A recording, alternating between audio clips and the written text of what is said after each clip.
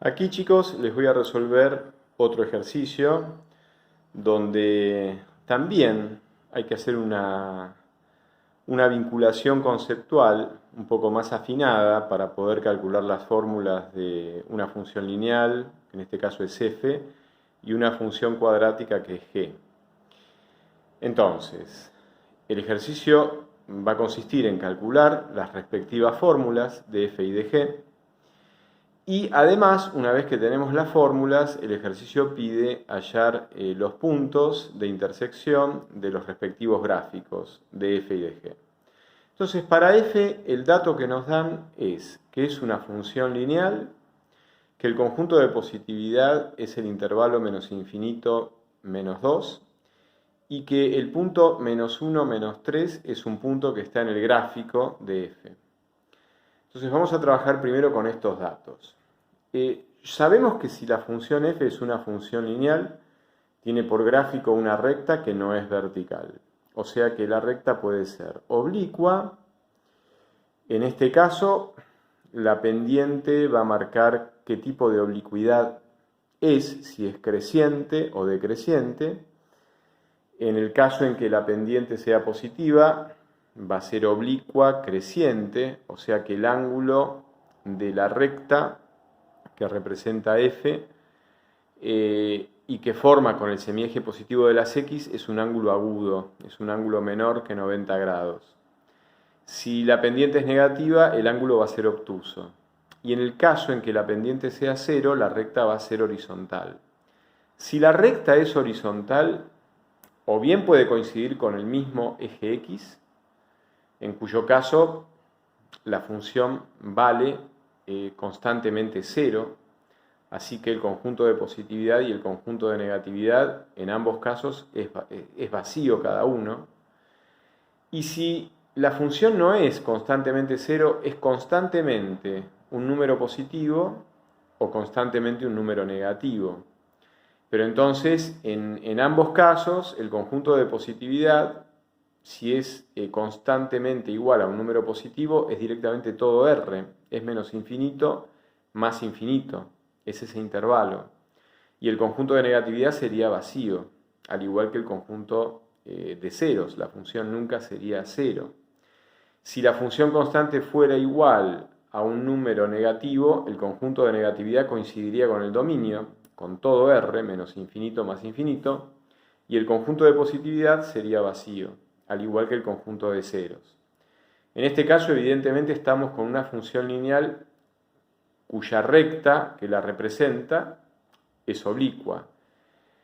Por lo tanto, si es oblicua, tiene una raíz, y la raíz es donde se interrumpe la positividad en este caso. Es decir, desde menos infinito a menos 2 la función es positiva, y en menos 2 tiene que haber algún cambio.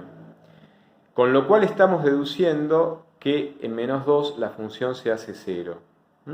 Por eso yo todo esto se los digo para explicar la implicación que va en el cuarto renglón de que el conjunto de positividad es menos infinito menos 2 a que f de menos 2 es 0. Sabemos que f es una función lineal, o sea que m por menos 2 más b tiene que ser 0. Pero como el punto menos 1 menos 3 está en el gráfico de f, f de menos 1 vale menos 3, o sea que m por menos 1 más b es menos 3. Desde aquí podemos despejar a b en función de m como b igual a menos 3, que estaba en el segundo miembro, más m. Paso menos m sumando al segundo miembro. Reemplazo en la primera ecuación, donde dice m por menos 2 más b igual a 0, en el cuarto renglón. Ahora estamos por el quinto, entonces me queda menos 2m, que es m por menos 2, más b, pero b es menos 3 más m, que es lo mismo que m menos 3. Por eso pongo más b, o sea, más m menos 3. Así que menos 2m más m menos 3 tiene que dar 0. Con lo cual, menos m es igual a 3, o sea que m es igual a menos 3. Entonces, sabiendo cuánto vale m, ahora podemos despejar b. b era menos 3 más m, o sea, menos 3 más menos 3, que es el valor de m. O sea que b es menos 6. Así que ya sabemos que f de x es igual a menos 3x menos 6. Ahora nos dedicamos a trabajar con la función g, que es una función cuadrática que tiene como conjunto de negatividad al intervalo menos 2, 2. Y además tiene como imagen al intervalo semicerrado por izquierda menos 4 más infinito. Ustedes saben que la imagen de una función cuadrática comienza, por así decirlo, o termina, según la concavidad, en el i del vértice. Con lo cual, este es el vínculo conceptual que estamos haciendo. Interpretar, a partir de que la imagen de f es el intervalo semicerrado menos 4 más infinito, que ese menos 4 es el i del vértice. Y además interpretamos que si el conjunto de negatividad de g es el intervalo menos 2, 2, menos 2 y 2 tienen que ser los ceros. Como sabemos que el x del vértice es el eje de simetría, si menos 2 y 2 son los ceros, sabemos que el punto medio entre esas dos raíces tiene que coincidir con el vértice. Por eso sumo las raíces, menos 2 más 2, divido por 2, para hallar ese punto medio, y como el numerador me da 0, eso me da 0 dividido 2, con lo cual el x del vértice es 0. O sea que g de 0 es menos 4. No se olviden que x del vértice es 0 e y del vértice era menos 4. O sea que el vértice tiene coordenada 0, menos 4. Pero como el vértice es un punto del gráfico, la coordenada y es g de la coordenada x. Y el x del vértice es 0. Por eso estamos diciendo que g de 0 es menos 4. Entonces, podemos utilizar la forma factorizada a por x menos la primera raíz, que sería 2, x menos la segunda raíz, que sería x menos menos 2. Esa sería la forma factorizada, que yo no escribí, pero es la que estoy pensando, y en donde directamente al reemplazar por 0 en esa forma factorizada, tengo que igualar a menos 4. Ahí abajo dice a por paréntesis 0 menos 2, paréntesis, paréntesis 0 más 2, paréntesis. Yo reemplacé la x por el valor 0 en la forma factorizada, aprovechando que menos 2 y 2 son las raíces. Y eso es f de 0, pero f de 0 tiene que ser menos 4. Eso me sirve para despejar el valor de a, porque me da menos 4 por a igual a menos 4.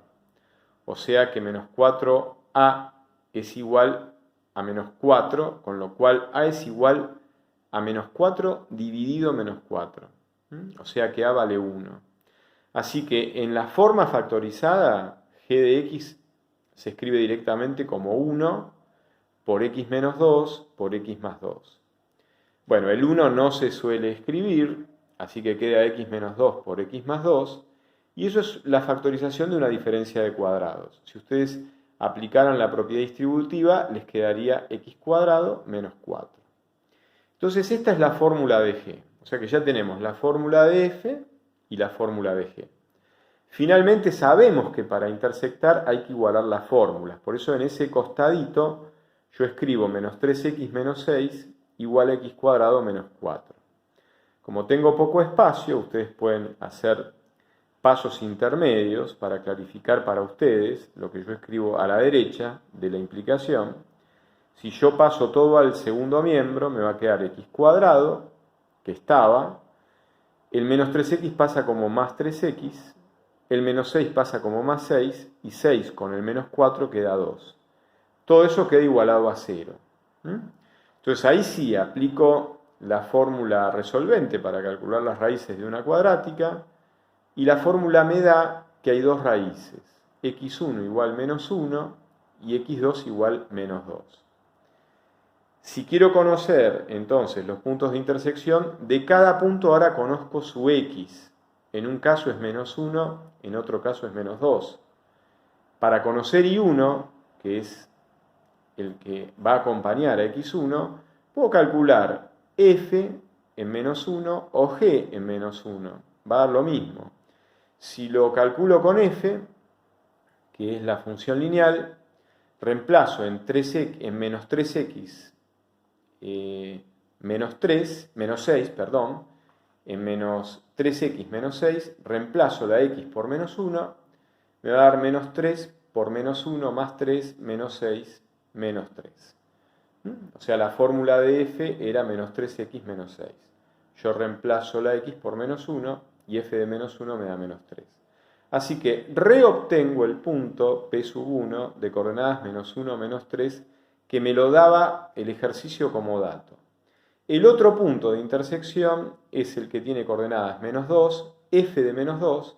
Si yo reemplazo en menos 3x menos 6 la x por menos 2, me da menos 3 por menos 2 más 6 menos 6, 0. O sea que el otro punto es el punto de coordenadas menos 2, 0. Refuerzo la intención de pedirles que grafiquen en un mismo sistema de coordenadas x e y tanto el gráfico de f como el gráfico de g para visualizar los puntos de intersección. Bueno, yo creo que con esto ya estamos completando bastante bien el panorama de ejercitación de función lineal y función cuadrática.